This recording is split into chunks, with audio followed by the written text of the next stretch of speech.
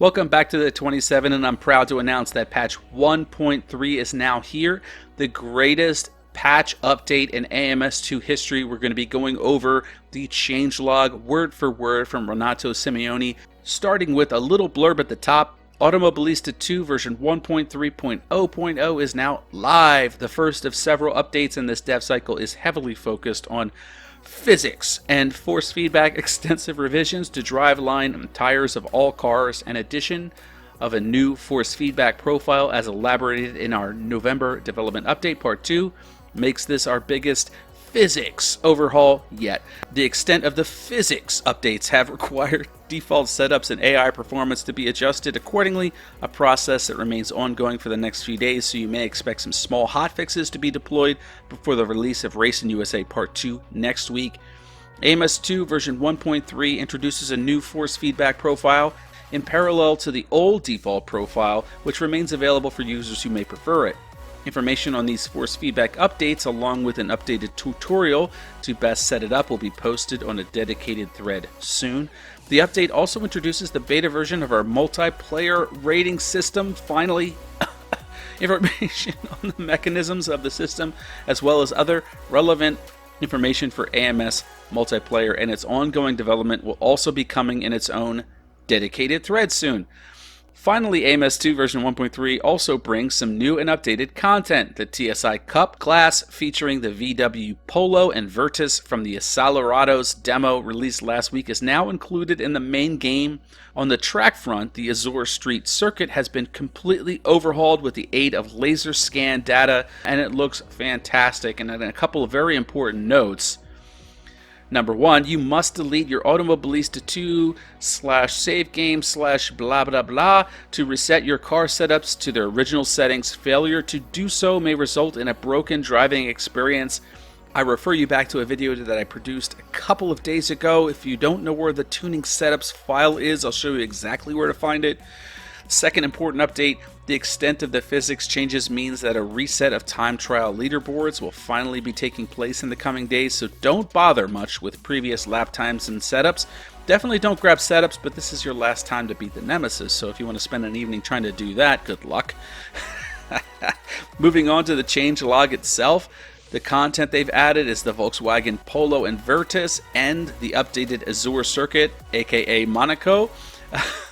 General, they've added support for customizing AI driver names and personalities. There's some information if you click the link here in the forums, but for all intents and purposes, this means that you can set up any driving series with any names that you want, real life ones, and any custom liveries, race department, and you can have a fully immersive retro experience of any car series featured in AMS2, basically, if the tracks are available. Fantastic work, guys. Moving on to the UI and HUD, they added a driver profile and statistics page at the top right of the screen. You'll be able to click on that, and then a brand new profile page that keeps track of all of your statistics, your races online and offline, your successes and your failures. At the bottom right, you'll see some multiplayer information that incorporates the multiplayer rating system. It's fantastic. Some other minor bullet points, they added a full variant tachometer, and they reordered vehicles by names and numbers in the vehicle selection screen. Shout out to Kawanda.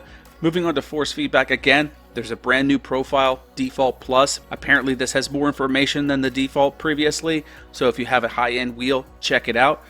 They've also adjusted base and gyro damping force feedback calculations. Honestly, this isn't all they've done. They've done a ton to force feedback. 4 bullet points doesn't do it justice. They've done a lot of work on this. Moving on to the physics, this is the big one. This is what's changing the game, guys. They did an extensive revision to all tires and driveline models with several corrections and improvements. The driveline updates include addition of elasticity modeling, the wub when you're driving in the pits, and fixing a bug clutch LSD preload calculation. The cars enter corners better than they've ever done before. You're kind of set loose now as a driver. The cars follow your wheel inputs. It's a beautiful thing. Let's move over to some of the other bullet points. They revised the ABS and traction control, slip ranges, and scaling. They adjusted the camber and tow setup increments.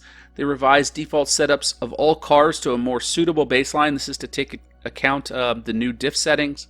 They revised body drag coefficients for sprint race Caterhams, F Classics, BMW M6, and BMW M8. They were naughty this year. They revised Ginetta G55 setup and aero distribution. That car is more like a race car now instead of like a shopping trolley. They adjusted the Super V8 force feedback smoothing, wheel rates, revised default tire pressure, which needed to be lowered in my opinion. For the GT3s, they revised baseline rear downforce for all models for more accurate aero balance. Again, the Ginetta G55, they revised default setup and aero distribution, slightly reducing brake torque and default bias. The sprint race continues to get love, a minor center of gravity height, diffuser adjustments, slightly reduced brake torque, and adjusted default brake bias. The BMW M4, a troublesome car, but now better than ever, minor default setup adjustments and aero revision, slightly reduced pneumatic trail, which is a tire thing. Corvette C3, they revised the driveline and suspension geometry. The Montana, minor aero revisions. The Porsche Cup, minor rear wing and default setup revisions. Huge. Porsche Cayman GT4, corrected error switching damping rates to non-existent fast dampers. That's an inside story. They revised the BMW M6 and M8 body drag coefficients, contributes to the balance of power. Not enough. Moving on to the AI, there's been a general AI calibration for all cars. Further fine-tuning still in order. This is going to be ongoing with all of the new physics changes. The cars, all of the classes, all the categories need to be basically reset. They've adjusted AI corner cut scale to reduce corner cutting by the AI. Shame on them for doing it in the first place. Moving into the audio, updated the tires' road rolling sounds, slightly drier with less windy artifacts in it. They revised the AJR Nissan V6 engine. Oh, they said Nissan. Porsche GT3R, they fixed an issue where the transmission became inaudible off throttle. That's not fair. Porsche Cup corrected service sounds. Great. McLaren 720S fixed missing traction control sound. Did it have traction control? Does it need it? Finally, with the audio, they adjusted traction control sounds altogether. Moving on to the tracks, let's see, Velocita, further track adjustments according to the latest reference materials. In Bathurst, they fixed hotel railing transparency in foggy conditions. I guess it was fine in the sunlight. Monza 1991, they fixed a hole in the grass at Della Rosia chicane. And then a bunch of vehicle fixes. I'm going to just highlight a couple more. Sprint race, corrected RPM lights. Kart shifter, corrected RPM lights. The look back camera for the Arc Camaro F Classics, F Retro, Lotus, the Lotus 720e I should say, Metamoro MRX P4, the McLaren F1 LM. That means you probably can see a little bit better. BMW M6 GT3, they fixed the display lap time issue. I didn't know there was one, but they fixed it. And finally, we're here with a couple of pictures, the Virtus and the Polo, and then a great picture of the newly refurbished AMS2 Ryza Studios Azure circuit. That was a mouthful, guys, and I can't wait to get back into the game. I hope you get a chance to do so soon. Coming up, we're going to be going over Racing USA Part 2. All the tracks confirmed, all of the content. In the meantime, thanks for watching, and take care.